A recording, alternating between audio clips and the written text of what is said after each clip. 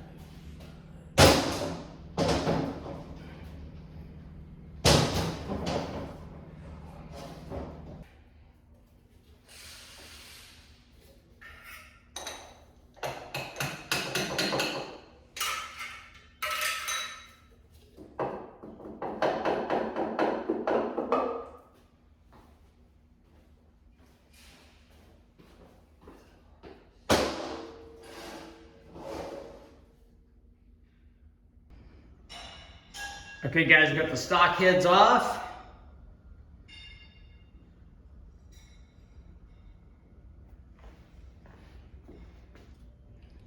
Got the as-cast ports. Oh, going upside down. Stock intake manifold with the Super Richie distributor mod. It's got a short block over here. So now we're going to take off the rest of the front accessories. Well, just the front cover and the OptiSpark. And then we'll swap the cam.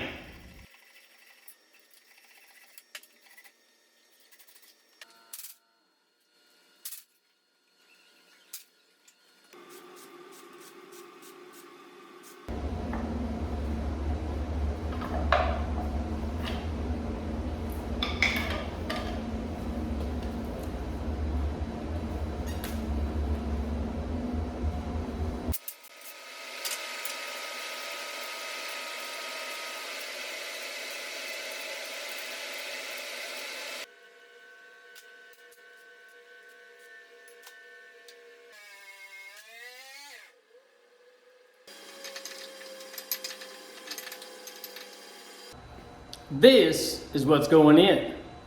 Yeah, big power.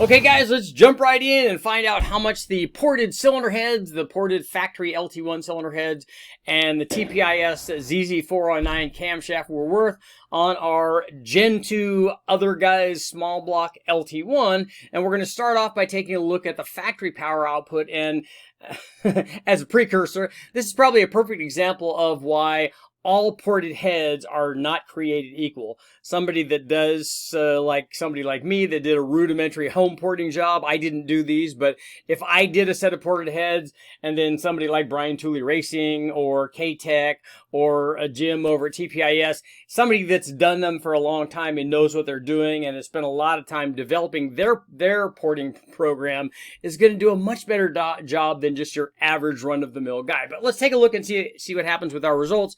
So we have this was a 1995, I believe, LT1 up on the dyno. We ran it stock, and when I say stock, I always get comments from guys, well, this thing had headers, and it had an open throttle body, and it had other things that were not stock. Okay, that's fine.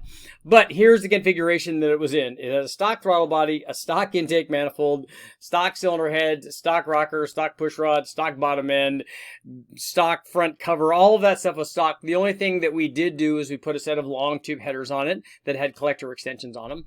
We did, as we normally do, run the thing with an open throttle body and the aforementioned open exhaust. We also did an optimized tune because I ran a Holley HP management system on this using a distributor. And I know you're thinking, Richard, how did you run a distributor on this? Well, we took a hole saw and cut a big hole in the back of the factory LT1 intake manifold and stuck a distributor down in there. We had to take out the drive assembly that was down there. We replaced that. We replaced the oil pump drive and put a distributor in, and then it ran just fine. It did leak oil, but otherwise it was fine. It allowed us to dial in both the air fuel and the timing. We put larger injectors in this because later on we might be running a boost or who knows what, and it's definitely going to make more power than stock. So we put larger injectors in, but those don't really do anything other than giving us the fuel needed to run the kind of power that we would want to run. Let's say if we put heads and cam on it. So we ran this thing basically in this kind of stock trim, and this combination produced 321 horsepower. And 353 foot-pounds of torque. Here's what happened after we installed our ported heads and camshaft, and the heads were ported by a guy locally. The camshaft came from Tpis, and I'll go ahead and put the specs up here. It's the Tpis Zz409 camshaft. But here's what happened when we installed the heads and camshaft. You can see we got pretty big power gains. The peak power was up to 390 horsepower. Peak torque was up to right at 400 foot-pounds of torque. I kind of thought it was interesting that this thing with 225 degrees of intake duration made more torque than it did horsepower. And I have to talk to Jim about that and find out if that's something that happens all the time. The nice thing about this combination is it picked up power basically everywhere, all the way through the curve from 2,900 all the way out to 6,000 RPM. But even still, even with these fairly sizable gains, I expected more. I expected an LT1 350 with, even though we were saddled by the factory intake manifold and the factory throttle body, something we're going to be looking into at a later date. But even though we were saddled by those things, a 225 camshaft and ported heads on a 350 should get us over 400 horsepower, I'm thinking. So we're wondering if something's going on with these particular ported heads. We're going to try another set from the guys at Tpis and see if we get better results. But for right now, this is what happened. We did get good gains, but as always, not as much as we wanted. I'm Richard Oldner. Please make sure to like, share, subscribe, ring the bell, do all that stuff, and I'll keep testing.